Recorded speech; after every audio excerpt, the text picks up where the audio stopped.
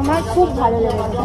2,40,000 কি street food খেতে গেছি 2,40,000 টাকা বিল হলো আমাদের। বেসিক্যালি শনিবার আর মঙ্গলবার আমি ভেজ খাই, কিন্তু বাইরে গেলে কখনো কোনো ভেজের সেই অপশনটা খুঁজে পাই না ওরম ভাবে। কাজের ক্ষেত্রে চলে এসেছি ডেকার্স লেনে, আর ডেকার্স লেনে ভেজ মানেই অরুণদা। তার প্রপার কারণটা হলো আদা রসুন পেঁয়াজ কিন্তু নেই। তাহলে অরুণদা কি কি আছে? গোবিন্দভোগ চাউলের খিচুড়ি আছে, বেগন সুন্দরী আছে, এটা আমরা আলু পোস্ত বিনস ভাজা দিই খিচুড়ির সাথে, এটা পাপড় ভাজা দিই, এটা ফুলকপি গন্ধরাজ, এটা বটর পনির মশলা, এটা পনির ভর্তা, এটা আলু 65, এটা মটর পনির, পালক পনির, এটা হয়ে গেল নবরত্ন মিক্স ভেজ পনির, এটা হলো চানা পনির, এটা ডাল মাখানি।